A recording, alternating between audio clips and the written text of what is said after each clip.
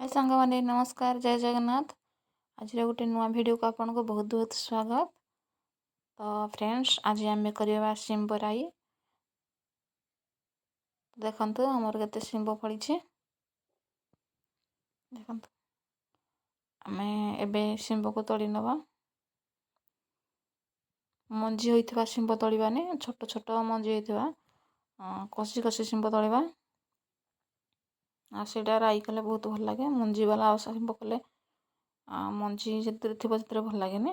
सेथे आमे जोटे मंजी हेइ नथिबो छोट छोट सब मंजी हेइथिबो सेटा को तोड़ीबा। देखंतु केते सारा शिंब होइछि। आउ शिंब राई कले बहुत बढ़िया लगे। थरे अपन ट्राई करिवे। देखंतु केते सारा शिंब होइछि। बहुत सारा शिंब होइछि हम बाड़ी रे। एई शिंबटा ना बहुत फड़े। देखंतु चलंतु एबे हम बाछि बाछि शिंब तोड़ लेबा। देखंतु म केते शिंब तोड़ीछि। पूरा फ्रेश शिंब। आउ किछि लंका भी हमर दरकार त लंका को भी तोड़ी नै जवा।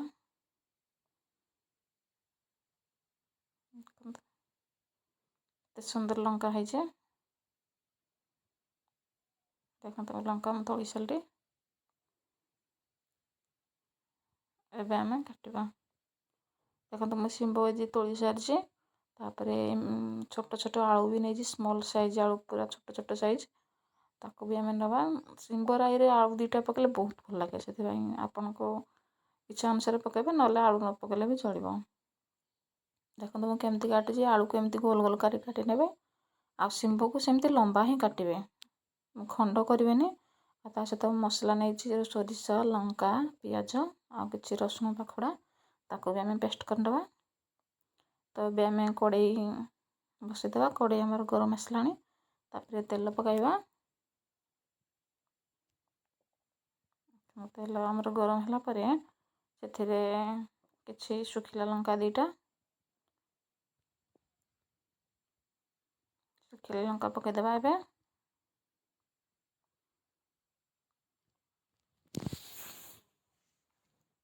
तापरे किछि गोटा जीरा पकाइ देबा।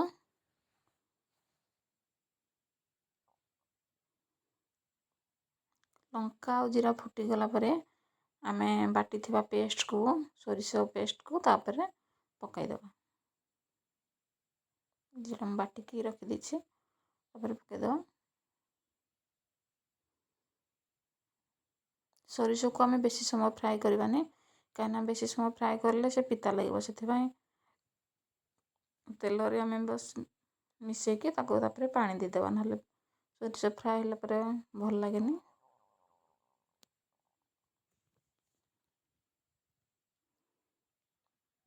से मसला पानी को मैं दे देइछे। तापरे हमर सोरिष को टिके फुटीबा पई छाडी देबा। सोरिष देखंतु हमर फुटी आसलाने। तापरे एथिरे आमे किछि काश्मीर लंका गुंड पकाइ देबा। तापरे हळदी गुंड देबा।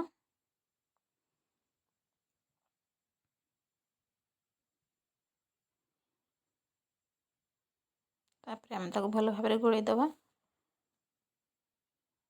आमे सोरिष को जम्मा भी एदरे फ्राई करबेनी।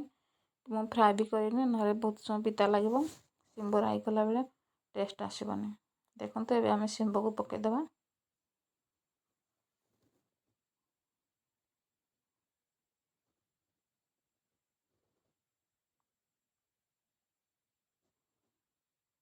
एबे आमे भलो भाबरे ताको गोळेइ देबा।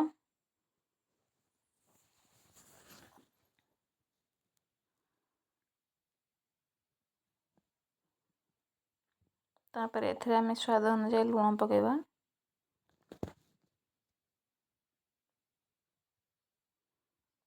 जतिके आपन को अनुसार लूण खाइबो सेतिके देबे।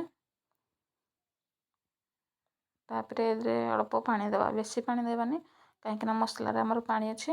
अल्प पानी देबा जेमति शिंब आ आलू सिझिबो। बस सेतिके पानी देबा। तापरे आमे ताको घोड़ेइ देबा।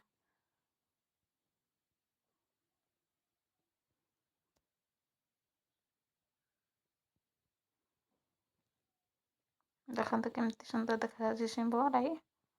ଦେଖନ୍ତୁ ଆମର ପାଣି ମରି ସାରିଲାଣି ଆଉ ଶିମ୍ବ ବି ଭଲ ଭାବରେ ସିଝିଲାଣି। ଶିମ୍ବକୁ ଆମେ ଫ୍ରାଏ କରିବାନି, ଫ୍ରାଏ କଲେ ସେ ଭଜା ଭଳିଆ ହେଇଯିବ, ତ ଦୁଇ ପଟ ସାଇଡ଼୍ରେ ପୋଡ଼ିଗଲା ପରି ହେଇଯିବ, ସେଇଟା ବି ଭଲ ଲାଗେ। କିନ୍ତୁ ଶିମ୍ବ ରାଇରେ ସୋରିଷ ଦିଆହେଇଛି ନା, ସେଥିପାଇଁ ବହୁତ ପିତା ଲାଗିବ। ତ ଆମେ ଏମିତି ହିଁ ତାକୁ ରଖିବା ଆଉ ବନ୍ଦ କରିଦେବା। ଏବେ ଆମର ହେଇ ଆସିଲାଣି ଶିମ୍ବ ରାଇ, ଦୁଇ ପଟୁ ଗୋଳେଇକି ଛାଡ଼ିଦେବା। କେତେ ସୁନ୍ଦର ଦେଖାଯାଉଛି। ଆଉ ଏଇଟା ଆମେ ପଖାଳ ଭାତ ଧରି ଖାଇପାରିବେ, ରୁଟି ଧରି ବି ଖାଇପାରିବେ, ବହୁତ ଟେଷ୍ଟ ଲାଗେ ଶିମ୍ବ ରାଇ। ଦେଖନ୍ତୁ ଜମାରୁ ବି ଫ୍ରାଏ କରିବାନି, ଫ୍ରାଏ କଲେ ବହୁତ ପିତା ଲାଗିବ।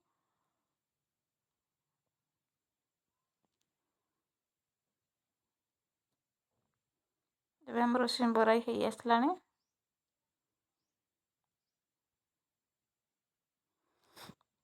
ତାକୁ ଆମେ ବନ୍ଦ କରିଦେବା। ରହୁଛି ସାଙ୍ଗମାନେ, ନମସ୍କାର।